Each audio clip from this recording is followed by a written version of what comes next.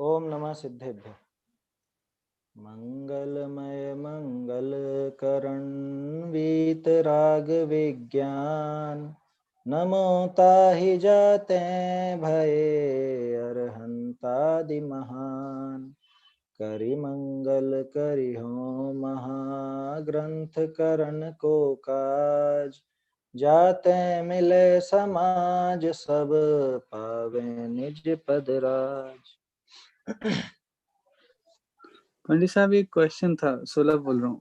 हाँ हाँ बोलिए। पंडित जी, ये जो अभी विषय चला था इसी से रिलेटेड है कि हम्म। फिर भी ये वाली बात तो आती है कि पदार्थ को इंद्रिय के प्रत्यक्ष होना चाहिए, सामने होना चाहिए, मतलब अपने सन्मुख विषय को ही इंद्रियां जानती हैं, ये वाली बात तो अपने आती है। तो हाँ अपने सन्मुख विषय को जानते हैं। मैं ये नहीं बोल रहा हूँ कि सन्निकर्ष का होना जरूरी है, मैं सिर्फ इतना पूछना चाह रहा हूँ कि इंद्रियों के सन्मुख होना पदार्थ का आवश्यक हो गया ना उस हिसाब से। वो इंद्रिय ज्ञान के लिए कहा। हाँ, इंद्रिय ज्ञान के लिए। हाँ इंद्रिय ज्ञान के लिए कहा, पूरे मति ज्ञान के लिए नहीं कहा। हाँ हाँ, माने सही इंद्रियों है। के माध्यम से जो ज्ञान होगा, इंद्रियों की सामर्थ्य हम्म, इतनी है कि अपने सामने वाले को ही जान सकेगी। जी। इनके अलावा घटित ही नहीं होगा। इंद्रियों से जो ज्ञान होता है, माने इस जिसमें हम्म, इंद्रिया निमित्त बनती हैं, उसमें वो हम्म, पदार्थ सामने चाहिए ही चाहिए। सामने का अर्थ वो चाहे दूर हो, लेकिन सामने चाहिए। हाँ, इतना है। क्योंकि बाकी जो और मति ये ज्ञान के भेद बनते हैं, उनमें इंद्रियों की उपयोगिता है नहीं। और साथ ही ये जो हमारी रिद्धियों की बात आई है, जैसे रिद्धियों में भी बहुत सारे विषयों को जान लेते हैं, मतलब उसमें तो हम्म। बुद्धि रिद्धि आदि के जो भेद है, तो वहां पे भी ये प्रश्न है कि वहां ये मति ज्ञान से जाना जा रहा है या रिद्धियां शुद्ध ज्ञान में आती हैं? मतलब मति, ये रिद्धियां जो होती हैं वो मति ज्ञानात्मक होती हैं, शुद्ध ज्ञानात्मक होती हैं, किस रूप में होती हैं? मेरा विचार ऐसा है कि शायद श्रुत ज्ञान होना चाहिए, लेकिन चूंकि इस बारे में मैंने पढ़ा नहीं है तो पक्का नहीं कह सकता। फिर भी अंदाजा ऐसा लगता है कि श्रुत ज्ञान होना चाहिए अच्छा, रिद्धियों का। तो फिर क्योंकि यदि श्रुत शुद्ध ज्ञान ज्ञान की होता है तो विशेषता। फिर संबंध होने की, हाँ हाँ जी, यदि शुद्ध ज्ञान होता है तो फिर वो संबंध वाली बात की आवश्यकता ही नहीं रहती है। ये तो संबंध वाली बात भी मति ज्ञान में ही चाहिए। हाँ, संबंध वाली बात तो सिर्फ मति ज्ञान, और संबंध की बात ही नहीं है ना असल में।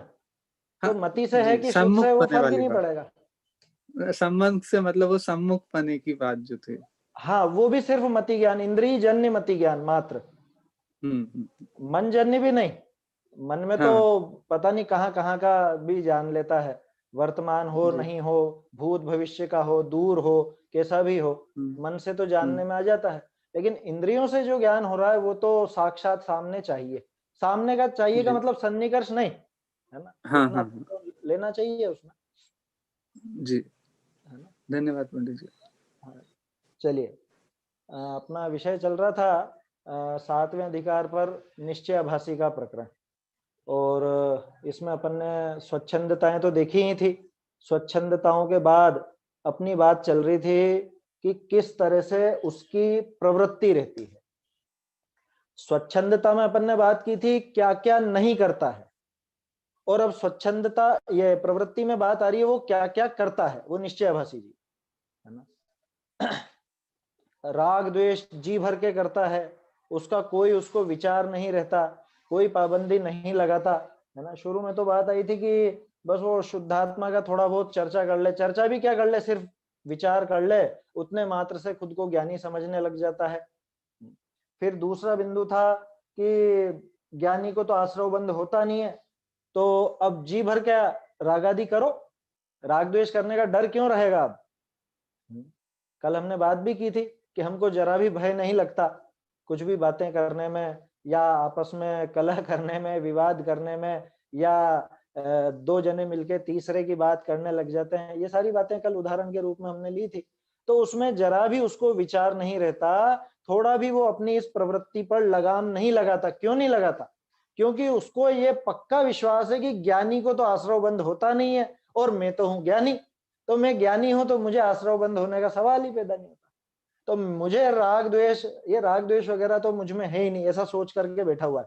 और मुझ में नहीं है, इसका आशय क्या निकाला उसने कि अब जी भर के करो, कोई दिक्कत नहीं, माने मुझको अपराध नहीं है, मेरे लिए ये कोई अपराध नहीं है। कैसे नहीं है? ये देख लो साहब, भरत जी वगैरह सब थे, हैं? भरत जी का उदाहरण आया था। ज्ञानी जीवों को भी तो ये सारी चीजें देखने में आई थी, ये सब होता था, तो उनके क्या दिक्कत आ गई, वो तो मोक्ष चले गए। ऐसा वो सामने वाला कह रहा है, टोडरमल जी नहीं कह रहे, है ना, कि भाई दूसरे हमने देखे हैं ज्ञानी जीवों के भी वो सब होता है। तो कितना सुंदर यहाँ पर समझाया था टोडरमल जी ने कि ज्ञानी की और तेरी प्रवृत्ति में दिन रात का अंतर है, जमीन आसमान का अंतर है।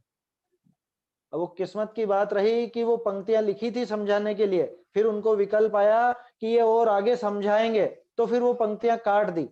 कल देखी थी हमने, लेकिन आज कुछ और लोग भी जुड़े हैं, तो मैं वो पंक्तियां फिर से आपको दिखाना चाहता हूँ। होस्ट कौन है, मुझे को होस्ट बना ना, मैं शेयर नहीं कर पा रहा हूँ स्क्रीन। वो पंक्तियां मैं आपको दिखाता हूँ, टोडरमल जी ने काटी थी, और ये यहाँ पे आपको साफ साफ नजर आ रहा है, उसका विशेष वर्णन आगे करेंगे, पेज 207 पर लिखा है। तो टोडरमल जी आगे करते हैं, लेकिन अब वो हो ही नहीं पाया, तो जो काटी थी उन्हीं पंक्तियों से अपन देखते हैं। ये साइड में हाशिए में आप देख सकते हो, कल भी मैंने दिखाया था। यहाँ ये जो पंक्ति है, आप जिनके पास ग्रंथ है, पेज नंबर 207 पर देखिए। 207 पे उत्तर लिखा हुआ है, ज्ञानी के भी मोह उदय से रागादिक होते हैं, ये सत्य है, पक्की बात। परंतु अब ये परंतु के बाद ये जो यहाँ लिखा है परंतु, ये सत्य, परंतु इसके बाद ये काट करके हाशिए में लिखा था, और वो भी काट दिया था। क्या कह रहे हैं, परंतु रागादि होते हैं, रागादि होने ते विषाद माने है, तिनके तिनके घटाने का उद्यम विचारे है, और जाते हैं श्रद्धान विषय रागादि को बुरे जाने है। ये तो है ज्ञानियों की बात। और इसी के आगे, इसके आगे यहां पर और लिखा था, उद्यम घटाने का रहे है, और उद्यम, एक मिनट, तेरे रागादि होते हैं, तेरे रागादि होने विषय किछु विषाद नहीं, तुझे तो राग द्वेष आदि होने में कोई विषाद ही नहीं है? वहां पे जरा भी उद्यम नहीं करता। ये पंक्तियां टोडरमल जी ने लिख करके काटी थी, और उसके बाद उनको विचार आया होगा इसको डिटेल से और लिखेंगे, लेकिन वो बाद में लिख नहीं पाए, है ना। तो ये चीज थोड़ी हमको देखनी चाहिए। ये टोडरमल जी की हस्तलिखित प्रति थी जो मैंने अभी आपको दिखाई। हाँ, एक चीज मुझे और ध्यान आ गई, संजय जी भाई साहब ने मुझसे कहा था कि ये सूचना दे दूं कि जब ये चर्चा पूरी हो जाएगी मोक्ष मार्ग प्रकाशक की, ऐसे ही आगे और भी मूल ग्रंथ ऐसे कई हैं जो छपे नहीं है आज तक, बहुत से ग्रंथ है ना। जैसे एक जिन प्रतिमा यथावत स्वरूप नाम का एक बहुत सुंदर ग्रंथ है, मिथ्यात्व निषेधन नाम का ग्रंथ है ना, बहुत सारी चीजें, सम्यक तो लीला विलास है, बहुत से ग्रंथ हैं जो आज तक प्रकाशित नहीं हुए। तो प्रयास करेंगे कि वो मूल ग्रंथ आपको सामने दिखाकर, मूल का मतलब जैसे ये टोडरमल जी की हस्तलिखित प्रति है, वैसी ओरिजिनल प्रति तो नहीं है, लेकिन हस्तलिखित प्रति अपने पास उपलब्ध है। तो उन प्रतियों के माध्यम से जो ग्रंथ अप्रकाशित रह गए हैं उनकी भी चर्चा हम लोग आगे करेंगे, जब ये मोक्ष महाप्रकाशक की चर्चा पूरी हो जाएगी तब। एक विचार और है, ये जो मोक्ष महाप्रकाशक की ढूंढारी मैं आपको दिखाता हूँ, बहुत से लोगों को शायद इसमें आनंद भी आता होगा, मूल ढूंढारी पढ़ने का मन भी होता होगा, लेकिन कैसे पढ़ें। तो ऐसा विचार किया जा रहा है कि आगे ये प्रकाशन हो सके ढूंढारी से। अभी जो हमारे पास उपलब्ध है वो सब हिंदी अनुवाद है, और काफी अच्छे अनुवाद हैं उसमें, हालांकि कहीं कहीं पर कुछ दिक्कतें हैं तो उनकी चर्चा अपन कर ही रहे हैं। लेकिन ढूंढारी प्रकाशित करने का विचार है, वो प्रकाशित तब होगी कि जब आप लोगों से मतलब ये मालूम पड़े कि हाँ लोग चाहते हैं कि ये प्रकाशित होकर के सामने आए। अगर लोग कहेंगे कि हमको चाहिए तो ये प्रकाशित करने का विचार किया जाएगा। क्योंकि असल में होता ऐसा है कि ढूंढारी में अगर प्रकाशन कर भी दिया जाए या कोई भी ग्रंथ प्रकाशित हो तो 1000 प्रतियों से कम प्रकाशित होती नहीं है, और 2-4 लोग लेते हैं, उसके बाद फिर वो पड़ी रहती है बरसों तक। तो अगर डिमांड होगी तो ये प्रकाशन किया जाएगा, नहीं तो पढ़ने की उपलब्धता तो जहां तक है, देखो अगर बन पाया तो मोबाइल पर पढ़ने की व्यवस्था तो हो ही जाएगी, ऐसा विचार चल रहा है। खैर वो एक सामान्य सूचना थी, है ना। तो अपना तो विषय ये चल रहा है कि टोडरमल जी ने ऐसी बहुत सी पंक्तियां काटी थी, है ना, और ये सोच करके नहीं काटी थी कि वो गलत लिख दी उन्होंने, बल्कि कि इससे अच्छी और आगे विस्तार से खुलासा करते हैं या इन्हीं बातों को और आगे लिखते हैं, जैसा यहाँ पे लिखा है उसका विशेष वर्णन आगे करेंगे। फिर उसी के एक पैराग्राफ नीचे लिखा है भरतादिक सम्यक दृष्टियों के विषय कषायों की प्रवृत्ति जैसे होती है वह भी विशेष रूप से आगे कहेंगे, वो भी नहीं हो पाया, ये वर्णन भी हम लोगों के सामने नहीं आ पाया। तो ऐसी बहुत सी चीजें हैं जो हमारे सामने नहीं आ पाई, और बहुत सी चीजें जो आ जाती लेकिन खुद ने उन्होंने उन पंक्तियों को काट दिया था आगे और बेहतर लिखने के लिए। तो अब जैसा है वो उपलब्ध है, और थोड़ी बहुत अपन पढ़ पाए हैं तो वो पंक्तियां यहाँ पे मैं आपको बता ही रहा हूं। तो क्या कहा, सामने वाले का प्रश्न तो क्या था कि साहब उनके भी तो हुए थे, भरत जी वगैरह के, या और ज्ञानियों के भी तो होते हैं राग आदि, कि उनकी और तेरी प्रवृत्ति में इतना अंतर है कि उनके वो जो रागादि भाव हुए हैं उनको घटाने का उपाय रखते हैं। क्यों घटाने का उपाय रखते हैं? क्योंकि एक तो उनके होने पर उनको विषाद होता है, खेद होता है, तुझे खेद नहीं, वो घटाने का उद्यम करते हैं, तू घटाने का उद्यम नहीं करता, तेरी प्रवृत्ति में जरा भी तू लगाम नहीं लगाता, जरा भी नहीं कसता अपनी प्रवृत्ति को, विचारों में परिवर्तन जरा भी नहीं लाता। और सबसे खास बात, वो श्रद्धान में उनको बुरा मानते हैं और तू श्रद्धान में उनको बुरा नहीं मानता। कि इसमें क्या विशेष बात आ गई? याद कीजिए, शुरू में जब वो स्वच्छंदता की बात आई थी, मैंने आपसे कहा था एक बात ध्यान रखिएगा, मुख्य बात क्या है?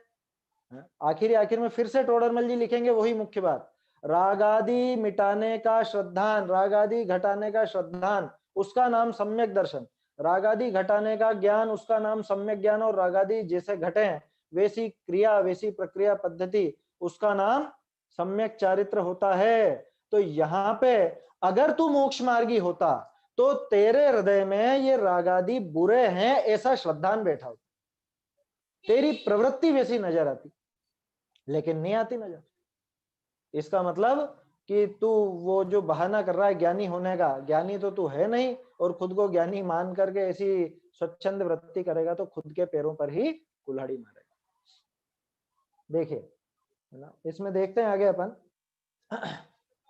तथा भरतादि सम्यक दृष्टियों के विषय कषायों की प्रवृत्ति होती है, वो भी आगे बताते हैं टोडरमल जी। तू उनके उदाहरण से स्वच्छंद होगा तो तुझे तीव्र आश्रव बंद होगा। और देखिए उसके बाद छंदों का यहाँ पे समयसार जी के छंद बताए हैं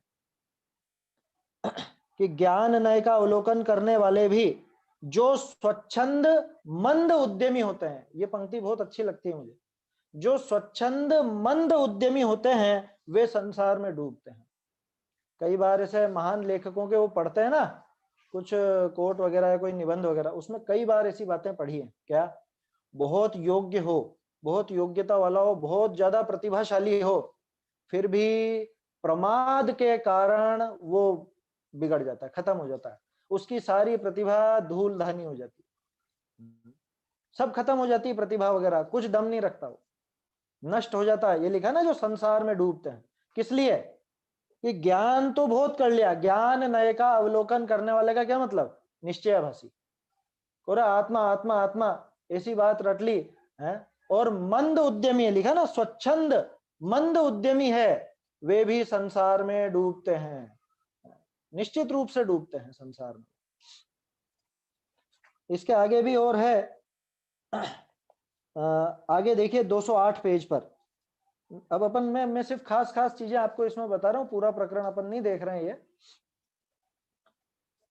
ये पहले पैराग्राफ समाप्त होते ही एक पंक्ति है, इसलिए रागादिक को बुरे अहितकारी जानकर उनके नाश के अर्थ उद्यम रखना। ये टोडरमल जी का सदुपदेश है, और बहुत से स्थानों पर जहां पे समझ लीजिए उन्होंने एक तरह से अपना मूल भावना व्यक्त की है, तो ये मूल भावना में ये चीज भी शामिल है, रागादि घटाने का उद्यम रखना, जिसे दुखी नहीं होना हो वे कषाय न करें, नोट कराया था शायद मैंने पहले, वैसी बात है ये भी। रागादि को बुरे जानना, कौन सा राग, कौन से राग को बुरा जाने? हमारे घर पे छोटा बच्चा है, वो बच्चे को खिलाना वो अच्छा है या नहीं? कह रहे तो क्या बच्चों का पालन पोषण भी प्यार से नहीं करें क्या? अरे कौन कह रहा है कि झगड़ो, और कौन कह रहा है कि उनको प्यार मत करो? बात यह है कि वो जो राग हो रहा है वो तो एकदम निश्चल प्रेम कहलाता है ना माता का अपने बच्चे के प्रति, वो भी दुखदाई ही है, ये श्रद्धान में स्वीकार कर लेना। क्योंकि अपन ये बातें क्या ऊपर ऊपर से कर देते हैं, राग आदि को बुरा जानना। कौन सा राग आदि को? कि खाना पीना और पहनना ओढ़ना, शादी ब्याह, ये सब बहुत बुरा है। अरे बिल्कुल ऐसी बात करो बेसिक, जो हर घर में होती है, हर व्यक्ति करता है, जो सम्यक दृष्टि भी करता हुआ देखा जाता है। वो अपने बच्चे को खिलाता है या नहीं, उसको लाड़ प्यार करता है या नहीं है, वो भोजन आदि करता है या नहीं। अध्यात्म की ज्यादा बात पढ़ेंगे तो अभी अपन खट से यहाँ पर कह देंगे कि शुभ राग को भी, अरे भैया शुभ राग के पहले जो अशुभ राग है उसकी गिनती कर ले, है ना। शुभ राग तो स्वच्छंदी की बात चल रही है, इसलिए शुभ राग की तो बात करनी ही नहीं है, वो बात नहीं है यहाँ पर। रागादिक को बुरे अहितकारी जानकर उनके नाश करने का उद्यम रखना। स्वच्छंदी क्या लेगा इस लाइन में से कि देखो रागादि को बुरा कहा, अहितकारी कहा है, ये पूजा आदि का जितना भी राग है, देवशास्त्र गुरु के प्रति जितना भी शुभ राग है, ये सब अहितकारी है, ये सब छोड़ना। और घर वालों के प्रति राग छोड़ा या नहीं छोड़ा पहले है? स्वच्छंदी जीव ऐसे मन माने अर्थ निकालता है, हमें ऐसा मन माना अर्थ नहीं निकालना। राग में वैसे तो सारे ही राग शामिल हैं, लेकिन एक क्रम होता है ना, अभी दिखाएंगे टोडरमल जी आगे, क्रम भी दिखाएंगे कैसे करना।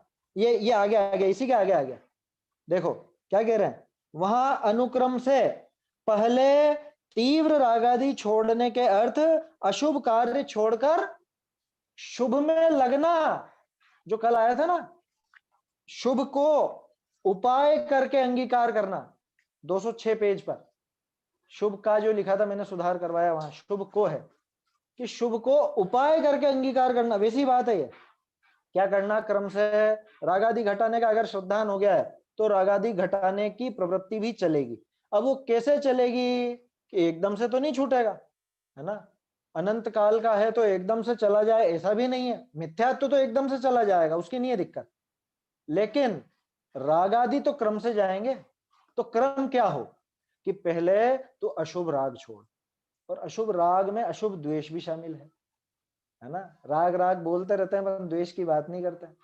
राग द्वेष जितना भी है, किसके प्रति? घर वालों के प्रति, शरीर के प्रति, परिवार के प्रति, मकान के प्रति, व्यापार धंधे के प्रति, नौकरी के प्रति, ये सारा जितना भी है, चाहे शुभ रूप हो, सॉरी शुभ रूप तो होगा ही नहीं, चाहे राग रूप हो चाहे द्वेष रूप हो, ये छोड़ करके पहले तो क्या करना, शुभ को अंगीकार करना, अशुभ कार्य छोड़कर शुभ में लगना। कैसे लगे शुभ में? भाई यहाँ कितना समय देते हो, उससे ज्यादा समय शास्त्राभ्यास आदि में दो, मंदिर में दो, है ना। भगवान की जो भी जैसे जिसमें भी मन लगे, पूजन में मन लगे पूजन में, भक्ति में, स्वाध्याय में, है यात्रा में, है? स्वाध्याय सुनने में, स्वाध्याय करने में, स्वाध्याय कराने में, जैसे भी आया समझ में, जैसे भी हो, पहले पहल तो अशुभ कार्य छोड़ करके शुभ कार्य में लगना। कि ठीक है साहब एक स्टेज पार हो गई, अब कि अब मुख्यता किसकी दिख रही है, कि अब मुख्यता दिख रही है शुभ की। तो अब उस मंद राग को भी छोड़ने के लिए क्या करना कि शुभ को भी छोड़कर शुद्धोपयोग रूप होना। ये आ गया ना क्रम। ये देखिए चौथा, पांचवा और छठा गुण स्थान यही होता है। पहले गुण स्थान में तो शुभ भाव कम और अशुभ भाव ज्यादा, है ना। चौथे गुण स्थान में आ गया सम्यक दर्शन हो जाए तो वहां पे अशुभ भाव भी भूमिका के अनुसार हैं, लेकिन शुभ भाव बढ़ गए हैं, है ना। पांचवें गुण स्थान में शुभ ज्यादा है अशुभ कम है, और छठे आदि में तो कि शुभ ही शुभ है अशुभ नहीं है। अब क्या करें कि अब इसको भी छोड़ो, सातवें में मुनिराज उसको भी छोड़ करके सातवें में आ गया कि ना अशुभ न शुभ, अब तो शुद्धोपयोग हो गया। आया समझ में? तो अनुक्रम से ये काम होना चाहिए, ये पद्धति है। तो ये जो दूसरी प्रवृत्ति थी, है ना, अभी कल से हम बात कर रहे थे दूसरी प्रवृत्ति की, पहली प्रवृत्ति तो देख ही ली थी। पहली प्रवृत्ति तो कोरा वो थोड़ा बहुत विचार करके खुद को ज्ञानी मान लेता है, दूसरी प्रवृत्ति राग आदि पे लगाम नहीं लगाता, तो उसका ये सार आ गया, मतलब उसका एक तरह से टोडरमल जी ने निष्कर्ष दे दिया कि इस पर लगाम लगाओ। और लगाम लगाने के लिए क्या करो कि अशुभ से छूट कर तो शुभ को ग्रहण करो जबरदस्ती, जब तक अशुभ ज्यादा होता है जीवन में तो शुभ का अनुपात उसके लेवल उसके बराबर करो या उससे ज्यादा करो। और फिर जब अशुभ कम हो जाए और शुभ अधिक रहे तो शुभ को भी छोड़ करके शुद्धोपयोग में जाना चाहिए। ये विधि है, ये पद्धति है और इसी पद्धति से कार्य होगा। ऐसा नहीं हो गया अशुभ से छूट के और सीधा शुद्ध में पहुंच जाए, है? ऐसी छलांगे यहाँ नहीं लगती क्या? यहाँ क्रम है पूरा और इसी क्रम से ये सीढ़ियां चढ़ी जाएंगी। अशुभ से छूटकर शुभ, शुभ से छूटकर शुद्ध। कोई सोचे हम तो पाप करते हुए सीधे पहुंच जाएंगे आत्मा में। शेर ने भी तो कर लिया था मांस खाते खाते सम्यक दर्शन, है? ये बताओ शेर ने मांस खाते खाते करा कि मांस छोड़ कर करा? वो तो बाहरी स्थिति अपने को दिखती है कि वहां पे मांस था, लेकिन वास्तव में तो हृदय से वो छूट चुका था बिल्कुल, वो ग्लानि का भाव आ चुका था, है ना? तो पहले वो अशुभ छूट करके जो शेर को वो हिरण को मार करके खाते समय जो अशुभ भाव थे वो अशुभ छूट करके तो पहले शुभ भाव हुए, मंद कषाय हुई। वहां विचार हुआ कि अरे ये क्या है, ये क्या मुझे देख करके डर नहीं रहे हैं। कभी विचार किया आपने? बहुत से अपन जैसे कहानी में बोल देते हैं कि मुनिराज ने उसको उपदेश दिया। मुझे वो बात थोड़ी कम जमती है। शेर को क्या उपदेश देंगे ये बताओ? और शेर उनकी कौन सी भाषा समझेगा? वैसे तो अपन जानते हैं कि जानवर भी समझते हैं भाषाएं, जैसे कुत्तों को अपन सिखा देते हैं, लेकिन शेर को ऐसे सिखाया नहीं जाता। वो भाव भंगिमा देख करके, वो भाव भंगिमा देख करके असर होता है। जैसे अपन ने बात की थी प्रतिमाओं के प्रयोजन के बारे में, तो जिनेंद्र भगवान को देख करके वैसी प्रतिमा है, छवि वीत रागी नग्न मुद्रा दृष्टि नासा पे धरे, उनको देख करके हमारे अंदर में वैसे वीतराग भाव उमड़ते हैं, वीतरागता की तरफ हम बढ़ते हैं। ठीक ऐसे ही उस शेर को भी उपदेश की बात में इतना दम नहीं है। उसने देखा मुझे देख करके सब भागते हैं, सब घबराते हैं, सबके चेहरे ऐसे हो जाते हैं बिल्कुल भय से आक्रांत, और ये दो बिल्कुल ऐसे चले आ रहे हैं, इनको मेरा डर नहीं, क्या बात है? और इनके चेहरे पे ऐसी अपूर्व शांति कैसे है? ऐसा सुख तो मैंने किसी जीव के चेहरे पे देखा नहीं कभी। तो ऐसा सुख मुझको चाहिए, मैं ऐसा सुखी कैसे नहीं हुआ आज तक? ये विचार उसको चला। फिर पीछे का जो था पहले का कुछ स्मरण आया, कुछ उन्होंने जो भी है ना, मान लो अगर उपदेश दिया भी हो तो, वैसे तो मुझे लगता नहीं है कि कुछ उपदेश का प्रसंग बना होगा। वो सारा काम उन भाव भंगिमा देख करके और पिछला पूर्व जाति का स्मरण, जाति स्मरण ज्ञान होने से वो उनको सम्यक की प्राप्ति हुई। तो कहने का अर्थ यह है कि पहले वो अशुभ छूटा था और अशुभ छूट करके वो शुभ में यानी मंद कषाय में आए थे, और फिर मंद कषाय भी छूट करके अकषाय हो गए थे। पहले तीव्र कषाय हिरण को खाते मारते समय, फिर मुनिराज को देख करके मंद कषाय तीव्रता से मंदता, और फिर अकषाय। जैसे ही आत्मानुभव हुआ ये सम्यक दर्शन प्रकट हो गया। आया समझ में? तो ये विधि है, ये पद्धति है इसकी। अब तीसरी बात, दो बातें हो गई, अब तीसरी प्रवृत्ति कैसी है? तीसरे ऐसे होते हैं कि न ये करना न वो करना, आराम से चुपचाप बैठे रहो। क्या मतलब? कि न संसार का कुछ काम करना न धर्म का कुछ काम करना, यानी कि न धार्मिक क्रिया न लौकिक क्रिया, प्रमादी होकर के पड़े रहो। देखिए कितने जीव अशुभ में क्लेश मानकर कि अरे अशुभ भाव बहुत बेकार है, व्यापार धंधा सब बेकार है, इसमें तो बहुत क्लेश है, तो व्यापार आदि कार्य भी छोड़ता है और स्त्री सेवन आदि कार्यों को भी घटाता है। ठीक है, वो भी घटाया, है ना? ध्यान रखिएगा, बहुत इसमें अपने जैसी प्रवृत्ति आ जाएगी, क्योंकि अपने बहुत से इस तरह के हो जाते हैं। तथा शुभ को क्या करा? शुभ को भी अंगीकार नहीं कर रहा वो अशुभ छोड़ के, क्योंकि शुभ भाव तो है ना। तो फिर शास्त्र अभ्यास आदि कार्यों में भी नहीं प्रवर्तता कि ये क्या कर रहा है, दुकान पे बैठ रहा है कि नहीं, तो शास्त्र अभ्यास कर रहा है कि नहीं, वीतराग भाव रूप शुद्धोपयोग को प्राप्त हुए नहीं है, ये शुद्धोपयोग की दशा भी नहीं आई है, तो फिर कैसी दशा है? इसलिए वे जीव धर्म अर्थ काम धर्म मोक्ष रूप पुरुषार्थ से रहित होते हुए आलसी निरुद्यमी होते हैं। निरुद्यमी हो गया, ये भी बहुत एक तरह से घातक प्रवृत्ति है। असल में क्या है, वो संतुष्ट हो जाता है। थोड़ी सी मंद कषाय होती है ना भाई, पड़े रहने में तीव्र कषाय तो है नहीं, है ना? बैठे हैं, कुछ काम करना धरना नहीं है, कुछ भी नहीं करना धरना, न धार्मिक कार्य करना है, न अध्ययन करना है, न व्यापार करना है। भाई अध्ययन कर रहा होता उसके लिए नहीं है बात, ध्यान रखिएगा, है ना। क्योंकि अभी इससे बहुत से विपरीत बात ले सकते हैं कि देखो करना चाहिए, व्यापार आदि भी करना चाहिए, ऐसा अर्थ ले सकते हैं। यहाँ उनकी बात नहीं चल रही है, यहाँ किसकी बात चल रही है कि भाई अगर आप वो व्यापार आदि कार्य और दूसरे कार्यों में नहीं लगे हो तो आपको तो बहुत समय मिल गया है, तो ये शुभ क्रिया में लगना चाहिए, इसी में लगे रहो, ये बात तो नहीं चल रही, ध्यान रखना। क्योंकि ये भी छोड़ करके टोडरमल जी ने तो शुद्धोपयोग का उपदेश दिया है, इसलिए शुभ में अटकने का उपदेश दे रहे हो ऐसा नहीं है। यहाँ किसके लिए कह रहे हैं कि ये न तो शुभ कर रहा है और शुभ भाव नहीं कर रहा, शुद्ध भाव इसको हुआ नहीं है, और दूसरी चीजें भी अशुभ मान करके ये सीख तो गए ये थोड़ा बहुत शास्त्र पढ़ करके, तो क्या कहते हैं, अरे अशुभ भाव है, पाप भाव है, हमको नहीं करना, हमको ज्यादा व्यापार धंधा आदि नहीं करना। कि अच्छी बात है नहीं करना, वो तो बहुत बढ़िया बात कही, लेकिन नहीं करके तू कर क्या रहा है, क्या कर रहा है, शास्त्राभ्यास कर रहा है क्या, भगवान की भक्ति कर रहा है क्या, या तत्व चिंतन भी कर रहा है? ये तो चिंतन भी नहीं करेगा, ध्यान रखिएगा, ये चिंतन भी नहीं करता है, ये पड़े रहेगा। तो ऐसा आलसी और निरुद्यमी होता है। उनकी निंदा पंचास्तिकाय की व्याख्या में भी की है।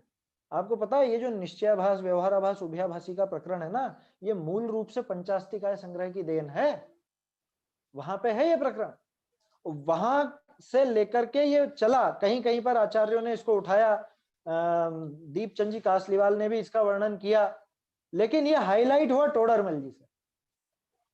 ये टोडरमल जी का योगदान है, इनकी जो भाषा शैली विशेष है, ऐसी समझाने की पद्धति है, तब जाके लोगों के दिमाग में आया कि अरे हाँ ये भी कोई बात है, नहीं तो पंचास्तिकाय में भी है ये बात। और दीपचंद जी जो हुए कासलीवाल, दीपचंद जी शाह कासलीवाल, भाव दीपिका वाले, ज्ञान दर्पण, भाव दीपिका, अनुभव प्रकाश, चिद विलास, बहुत से ग्रंथ है उनके भी, लेकिन अब देखो, और टोडरमल जी के पहले हो चुके हैं वो, ऐसा नहीं है टोडरमल जी के बाद हुए, लेकिन फर्क पड़ता है ना भाषा शैली का। अब उसी चीज को टोडरमल जी ने इतना बढ़िया अच्छे तरीके से और डेवलप करके समझाया इस चीज को, तो टोडरमल जी की महिमा आती है। ध्यान रखिए, पहले भी अपन ने बात की थी, टोडरमल जी ने नई बात बताई हो ऐसा जो माने, तो ये तो टोडरमल जी पे इल्जाम लगाना हो जाएगा, क्योंकि जैन दर्शन में नया नहीं होता है, नया सिर्फ प्ररूपण होता है ना। वस्तु व्यवस्था नई कैसे होगी?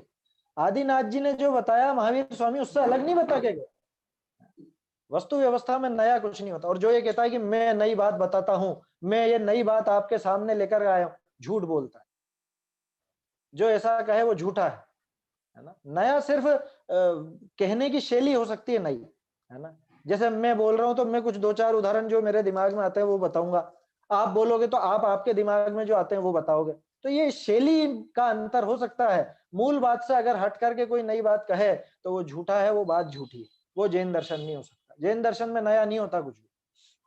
खैर वो बात अलग है।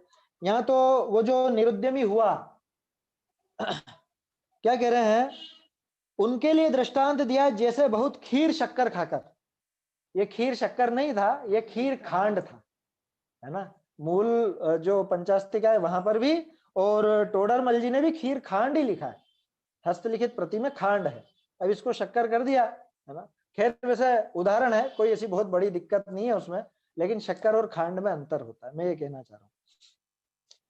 हाँ एक चीज और है, खीर शक्कर इसमें नशा नहीं चढ़ता, है ना।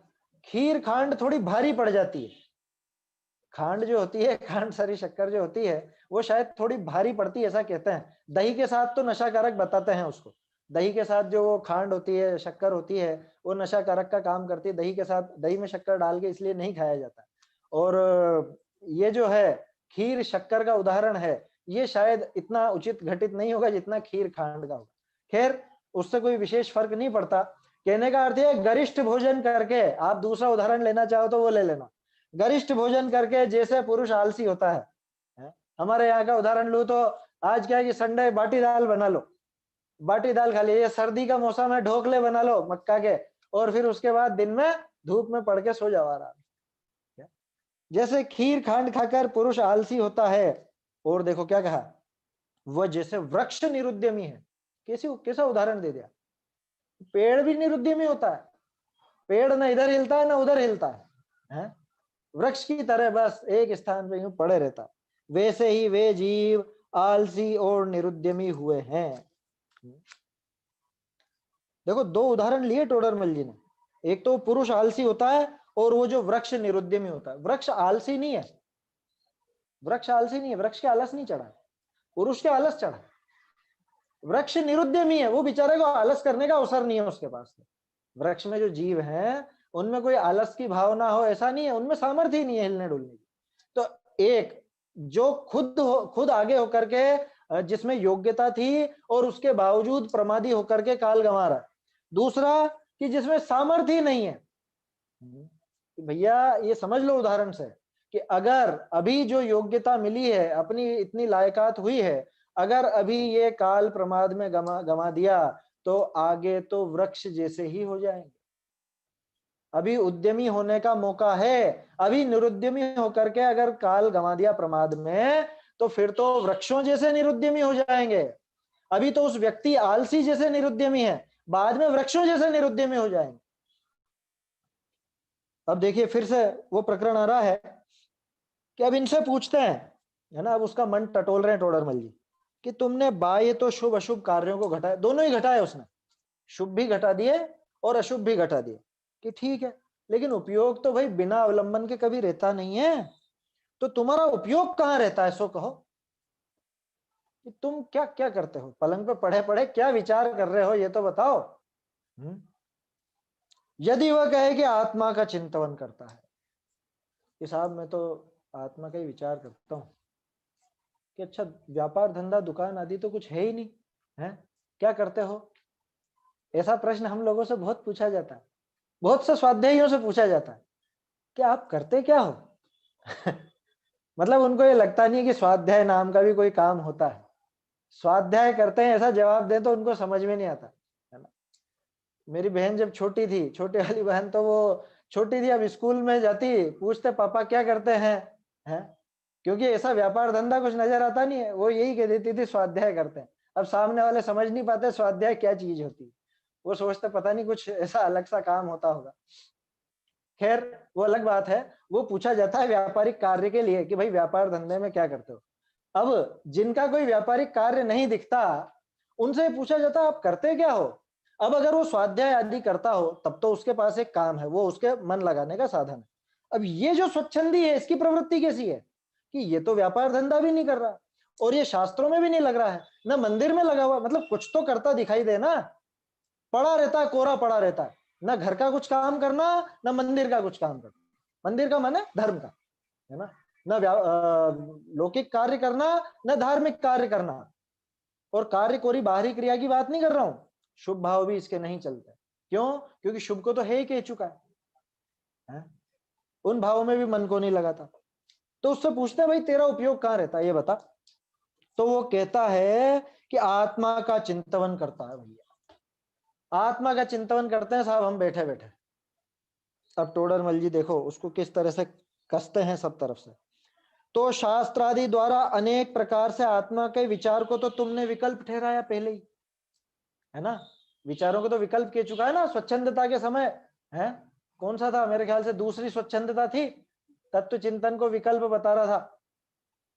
और आत्मा का कोई विशेषण जानने में बहुत काल लगता नहीं है, बारंबार एक रूप चिंतन में छद्मस्त का उपयोग लगता नहीं है। ये बातें पहले भी आ चुकी हैं आपको ध्यान हो तो, है ना, जो अपन ने बाद वाले पेजों के आधार से, शायद कौन सा था वो 252 54 कौन से पेज थे वहां पर भी देखा था। नहीं बाद में था वो, आगे अपन देख चुके हैं, लेकिन पहले ही है कि भाई बहुत विशेषण जानने में कोई ज्यादा समय तो लगता नहीं है, तो इतना दिन भर पड़ा रहता है और दिन भर क्या विचार चल रहा है, कोई विशेषण जानने में ज्यादा काल लगता नहीं है, बारंबार एक रूप चिंतन में छद्मस्त का उपयोग लगता नहीं है, क्योंकि ज्यादा विकल्प तुझे करने भी नहीं है, विशेषों को तू जानता नहीं है, सामान्य चिंतन ज्यादा लंबा चलता नहीं है। करके बताओ मैं आत्मा हूं, बस इतना करना, मैं आत्मा हूं, कितनी कितनी बार कर लोगे, कितना विचार कर लोगे? ज्ञान दर्शन वालों कि नहीं ये तो विशेष हो गया, विशेष चिंतन करना है ही नहीं, सामान्य चिंतन करने में उपयोग लगाना चाहता है। कितनी देर कर लेगा, माला फेर लेगा ज्यादा से ज्यादा, आत्मा हूँ आत्मा हूँ आत्मा, मैं सदा गायक स्वभाव आत्मा, भजन गा लेगा क्या? गणधर आदि का भी उपयोग इस प्रकार नहीं रह सकता, इसलिए वे भी शास्त्र आदि कार्यों में प्रवर्तित हैं। तो तेरा उपयोग गणधर आदि से भी कैसे शुद्ध हुआ? माने माने उनसे ज्यादा शुद्धता तेरे उपयोग में आ गई, ऐसा हम कैसे मान लें? समझ में आ रही है बात? कि तू ये बहानेबाजी हमसे मत कर कि मैं आत्मा का चिंतन करता हूं। आत्मा आत्मा का चिंतन कितनी देर कर लेगा? गृहस्थ होकर के तू गणधरों से भी ज्यादा हो गया क्या तेरा? उनका भी उपयोग बार बार बाहर आता है, नहीं आवे तो केवल ज्ञान हो जाए हाथों हाथ, और होता है बाद में हो जाता है उनको, लेकिन जब तक नहीं होता तब तक तो छठा सातवां छठा सातवां छठा सातवां गुणस्थान चलता ही रहता है ना। शुद्धोपयोग तक में उपयोग नहीं ठहरता इतना ज्यादा, तब तो वो बाहर दूसरे उपयोग करते हैं, दूसरी जगह उपयोग लगाते हैं। इसलिए तेरा कहना प्रमाण नहीं है। फिर देखो क्या कह रहे हैं, है ना, ये डिटेल में है पूरा, कि जैसे कोई व्यापार आदि में निरुद्यमी होकर निठल्ला जैसे तैसे काल गंवाता है, उसी प्रकार तू भी धर्म में निरुद्यमी होकर प्रमाद सहित यूं ही काल गंवाता है।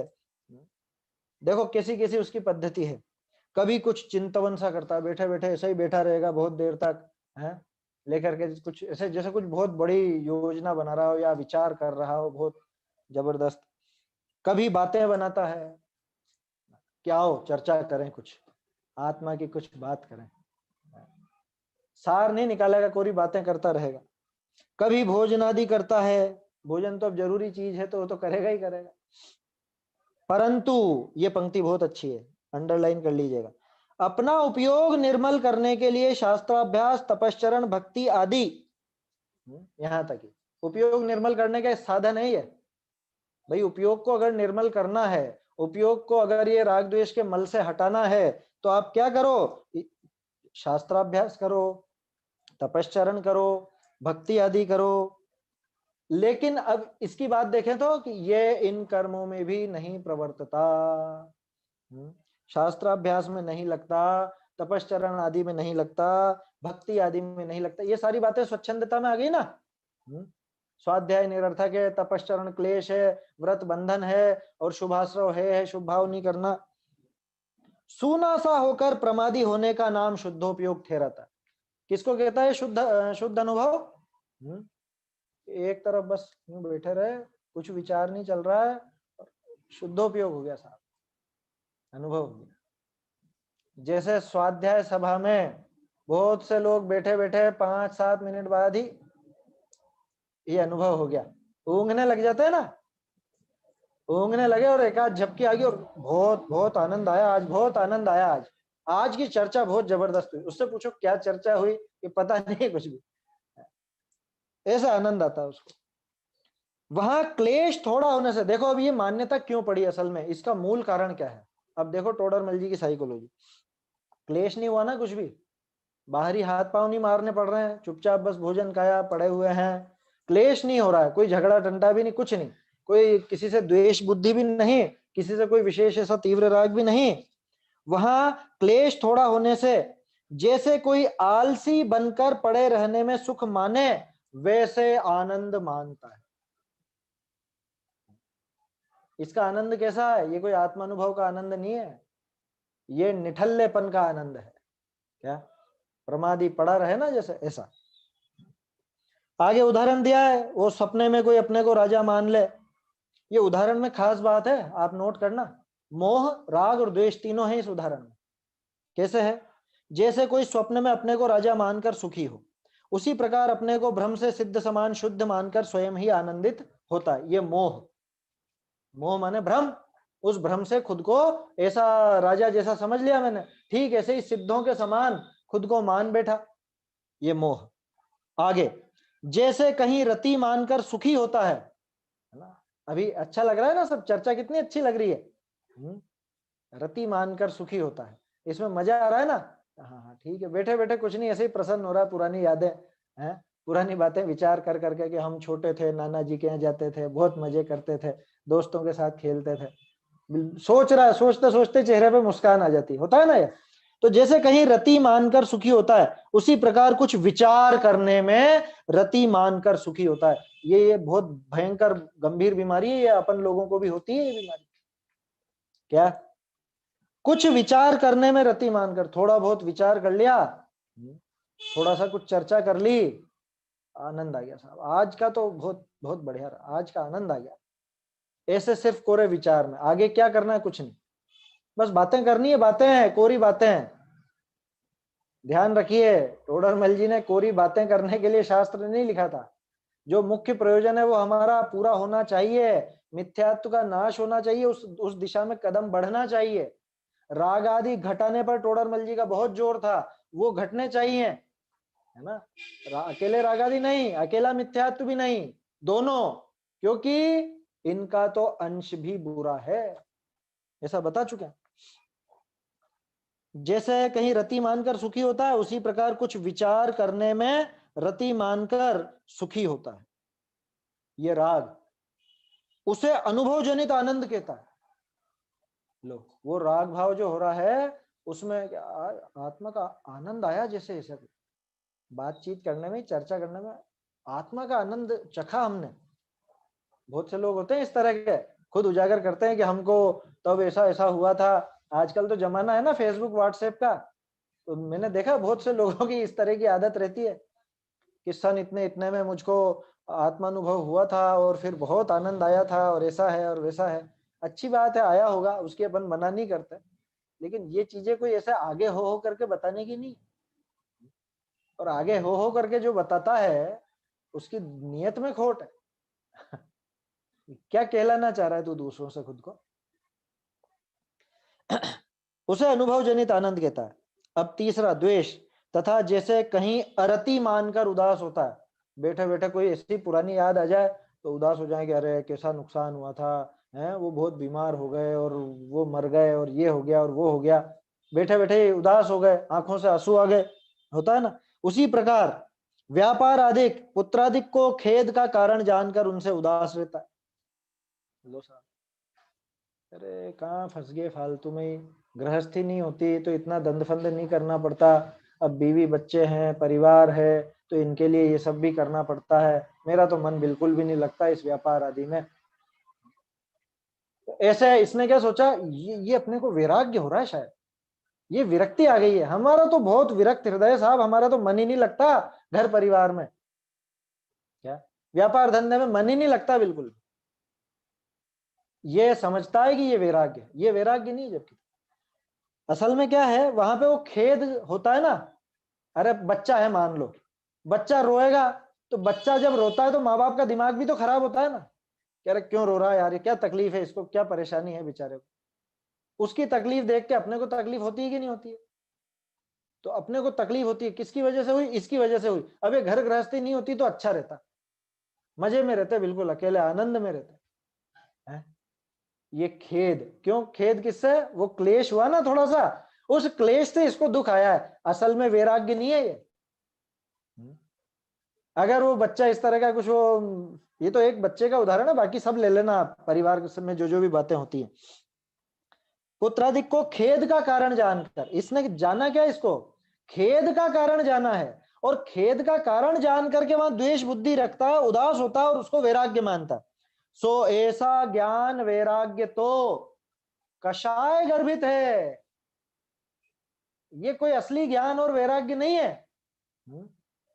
ज्ञान और वैराग्य कैसा होता है कि वीतराग रूप उदासीन दशा में जो निराकुलता होती है, वह सच्चा आनंद, ज्ञान, वैराग्य ज्ञानी जीवों के चारित्र मोह की हीनता होने पर प्रकट होता है। वो असली वैराग्य है, जहां पर न राग रहे न द्वेष रहे। यहां तो इसके राग द्वेष हो रहा है, इस वजह से ऐसा कर रहा है ना। वो थोड़ी सी चर्चा करने में राग है इसको, तो वहां पे इसने आनंद मान लिया, आत्मा का आनंद मान लिया। घर गृहस्थी में, व्यापार आदि में थोड़ा क्लेश होता है, कष्ट होता है, तो वहां दुखदायक, उसको वैराग्य समझ लिया, वो जो द्वेष हो रहा है उसको। जबकि स्पष्ट रूप से इसके मोह, राग और द्वेष, ये तीनों पड़े। तीन उदाहरण दिए ना, तीनों उदाहरण मोह, राग, द्वेष के, लाइन से देखिए आप ध्यान से। तो ऐसी निराकुलता उसके वास्तव में आई नहीं है। तो व्यापार आदि क्लेश छोड़कर यथेष्ट भोजन आदि द्वारा सुखी हुआ प्रवर्तता है और अपने को कषाय रहित मानता है। अब देखो खास बात, ऐसे खुद को कषाय रहित मानने में तो, या इस प्रकार आनंद रूप होने से तो क्या हुआ, रौद्र ध्यान। ये तो रौद्र ध्यान है। इस राग में आनंद माना ना, इसमें ऐसे भोजन आदि में और इन चीजों में आनंद माना, ये सब रौद्र ध्यान ही तो है। पांच इंद्रिय के विषय भोग भोग करके या प्रमाद में पड़ा रह करके और खुद को वीतरागी समझ बैठे, कषाय रहित समझ बैठे, ये रौद्र ध्यान है। ऐसी भ्रम रूप प्रवृत्ति उसके पाई जाती है ना। अब आगे का जो प्रकरण है ये अपन कल देखेंगे। कल भी बहुत अच्छी पंक्तियां आएंगी, फिर से काटी हुई पंक्तियां दिखाऊंगा मैं आपको। जो यहाँ पे लिखा ना, ये वेदांती और सांख्यमती जैसे हैं, क्यों है, क्या है इसकी मान्यता है, इनका उपदेश उनको इष्ट लगता है, उनका उपदेश इनको इष्ट लगता है, कैसे लगता है, ये बात वो काटी हुई पंक्तियों में, पूरा एक पैराग्राफ है 5-6 पंक्तियों का, वो अगली चर्चा में अपन देखेंगे, है ना। कल और परसों तो नहीं रहेगी, अब सोमवार को जो चर्चा होगी उसमें वो चीजें भी अपन देखेंगे। समय हो गया है अभी। हाँ, प्रश्न है आपका कुछ?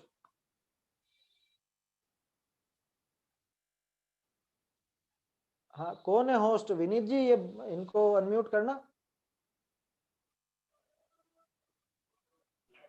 जी आप वहीं से अनम्यूट कीजिए।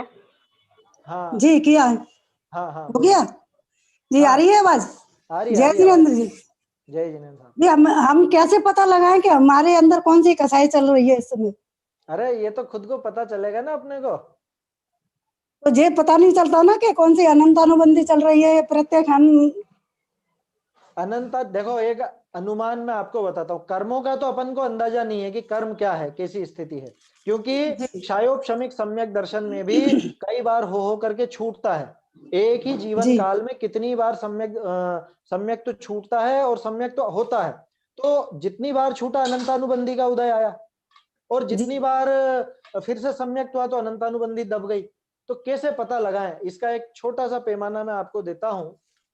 भाई कषाय एकदम से आ गई, इसका नाम अनंतानुबंधी आदि नहीं है। वो कषाय कितने लंबे समय तक चलती है, ये इससे पता चलेगा अपने को कि वो अनंतानुबंधी है कि अप्रत्याख्यानावरण है कि प्रत्याख्यानावरण है, क्या है। ये सारी बात हमको उससे पता चलती है। माने तीव्र कषाय किसको कहना, तीव्र कषाय इसका नाम नहीं कि अरे साहब ये तो एकदम से गुस्सा हो जाता है। एकदम से तो हो जाएगा भले गुस्सा, लेकिन वो गुस्सा कितने समय तक रहा। जैसे अपन देखते हैं ना, अनंतानुबंधी का संयोजन काल 6 महीने का है, तो अगर 6 महीने से ज्यादा वो कषाय खींच रही है, ज्यादा लंबा चल रही है, या किसी के प्रति जैसे आपके मन में बहुत पहले से कुछ ऐसी भावना थी राग की अथवा द्वेष की, और वो बहुत लंबे समय तक चले, तो समझ लेना कि अनंतानुबंधी चल रही है। या लंबे समय तक नहीं चले तो एक अनुमान बता रहा हूं मैं, पक्का नहीं कह सकते, क्योंकि पक्का तो वो कर्मों की दशा बहुत तेजी से पलटती है, वो केवल ज्ञान गम्य है ना। चलिए, और भी प्रश्न है किसी का? एक और हाथ खड़ा हुआ है किसी का, अनम्यूट करके पूछ सकते हैं। आपका समय क्या है? अभी पीछे पीछे कभी नहीं किया हमने अभी। समय किस चीज का? ये शास्त्र जी का स्वाध्याय का। ये सोमवार से शुक्रवार होता है और 3:15 से 4 बजे का रहता है, लेकिन शुक्रवार के दिन 3:30 से 4:15 रहता है। इसका लिंक ये आपको सर्वोदय अहिंसा का टेलीग्राम ग्रुप है, वहां पे मिल जाएगा, और या फिर सर्वोदय अहिंसा का चैनल है, और जैन अध्ययन केंद्र का चैनल भी है। तो इन पे डेली के प्रवचन, वो डेली की चर्चा जो होती है वो डेली अपलोड कर दिए जाते हैं। ओके, लिंक आपको मिल जाएगी उसमें, अगर आप सर्वोदय अहिंसा के टेलीग्राम चैनल पर देखेंगे तो। ठीक है, ओके, थैंक यू। और नहीं तो जैन अध्ययन केंद्र पे सारे के सारे जितनी चर्चाएं अभी तक हुई है, मेरे ख्याल से 65 हो गई है शायद, ये सारी चर्चाएं शुरू से लेकर अभी तक, इसमें बीच में बहुत से अन्य विषय भी आए हैं पर्वों के समय में, वो सब उसके अंदर आपको दोनों चैनल पे मिल जाएंगे। ठीक। हाँ, सुनील जी कुछ कह रहे हैं। हाँ सुनील जी।